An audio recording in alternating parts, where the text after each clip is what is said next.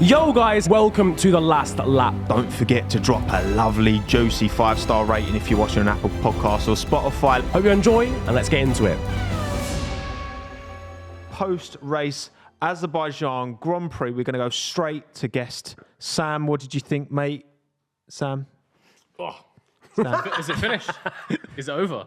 It's over. It's done. It's finally over. It was thrilling. What can I say? What can I say? Thank you, everyone, for coming, whether you're audio only, Like on and YouTube, subscribe, everyone. Like, subscribe, We'll see you next all time. that. The race was dull, okay? We all understand, we all comprehend, we all sat for it together. Yeah, okay, but there's still plenty to talk about that we didn't cover that isn't maybe so much tied to the race. But boys, Pete as well, thank you for coming back. Yeah, thank you for having me once Thank again. you for Big up sitting everyone, through McLaren that TV. snooze fest. Hey, with listen, us. Sergio Perez won the race. It wasn't Max Verstappen. Happy days. Look, it's someone different. Oh, let me disclaimer. Sorry, no, I'm not anti-Max. I just want a title race. Bias. How Did you dare say- you? Did you just say you were British bias. anti-vax? British bias. When I want to check her to it. Still British bias.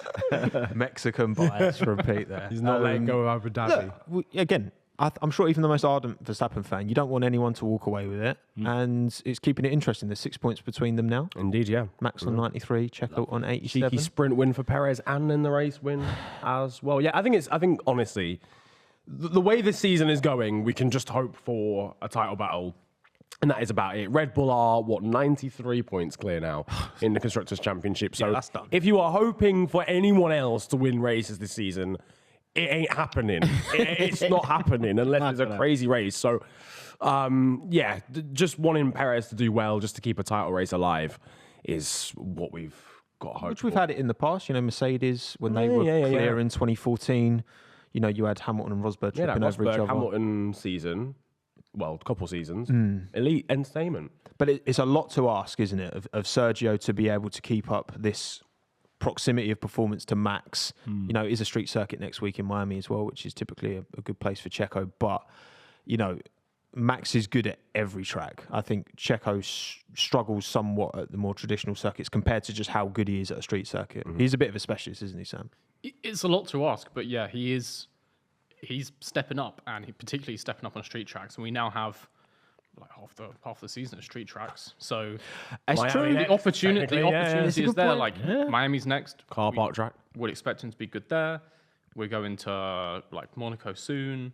Like there is a chance for Perez to start racking up a few more wins in the next few races. I would say it could happen. But didn't we say Confident this? stuff as well. You know, Yeah. if he racks up a couple, then It's momentum. I'm just wary because we said this so many times with particularly with Hamilton and Bottas as well. Bottas would come out of the gates swinging and Bottas. just 2.0. yeah, 3.0. Porridge 0.0. but just maintaining that over the course of an entire championship. Max has been there, done that. He's got 2 under his, and I think we're seeing Red Bull support Checo as well, which is great. They're giving him the chance, the opportunity, and I think he won this race as much as he kind of lucked out somewhat on the safety car timing relative to Max. I think he won this race on merit because Max couldn't catch him, could he? Yeah, I think there is reason to be optimistic about Sergio this season because I think he's got better. I think as a driver as well. I don't know if we're seeing it too soon, but I feel like he's actually stepped up the level a little bit, and we're not seeing Max as dominant as what we're used to seeing from Max Verstappen this season. Even outside of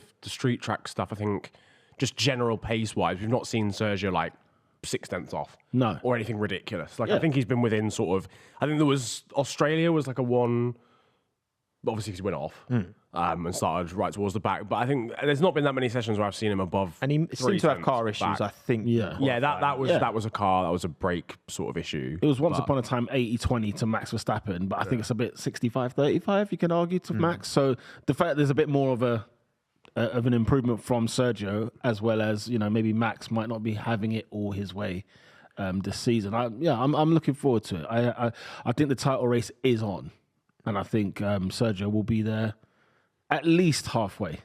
At least I hope you're right. Well, because I guess when Checo was signed to that team, there would have been no sugarcoating it. Like, you're here to support Max Verstappen's title challenge. Like, that would have been the dynamic, I'm sure, in 2021. Yeah. Yeah, I don't know. I think he kind of would have known that, but I think Red Bull would have, because they've never outwardly said either that he's the. I don't think that'd been written in his contract, but I think that's what I'm saying. I don't, verbally it would have been like the implication is like, you help out Max. But I think the way Red Bull do it is they won't tell him that, they'll just start sabotaging him, is what they'll do. They'll, like, something will happen. If he does get closer, Yeah. I think it's going to start happening to Perez. Like, you're meant to understand these things at Red Bull, Yeah. which is clearly not what happened with previous drivers. And I think it's because I think Max is quite a challenging personality to manage as well, because he's so hyper competitive. We saw that obviously yesterday with the, you know, getting in Russell's face a little bit, and like we've seen it in the past. Like managing Max Verstappen and not just Max and his team as well, because you know Jos is very involved. Like after Monaco last year, Jos was putting out mad statements about it. And, you know what I mean? Like I think it's a difficult. I don't envy the job of Christian Horner to try and manage that team. As much as they've got a great car, they've got a driver in Max who's such a personality and he's such an incredible driver. And we said this on stream, you know, part of what makes him so great is that fire that he has and that uncompromising nature. But also, when it's not all going his way or the team's way, and you've got a teammate who's close, then it's like, you know, we saw it with Ricardo Verstappen. That blew over a few times. Yeah. So what do they do going forward? How does Christian manage that relationship? That's what I wonder, I guess, because it's 6 points between them. Yeah, the skeptics probably will agree with Sam in the sense that, you know, Sergio Perez, all of a sudden, this sort of the rug will be pulled underneath him, and it will be a case of, remember when we signed you didn't even have a seat next year, the year after. You know, it all kind of worked in Red Bull's favour in 2021 because we were looking at a man who's just won a race in Sakir not have a drive for the following year. So it's going to be, you could see, I don't have any hope in Red Bull sort of being nice to Sergio Perez in any way, shape or form, but if the title race is, you know, really neck and neck come towards, let's say 5-6 races to go, Red Bull will be happy that the constructors will be done. It'll be done. They'll have about 800 points in front of the next team. Yeah, what are they now? 94, you said, right? 94 That's points. crazy. I mean, sorry, after four. So if it was to carry on as it is now, I'm just trying to do the maths. Yeah, we're hanging on, we're about like a sixth of the way through the season. Yeah.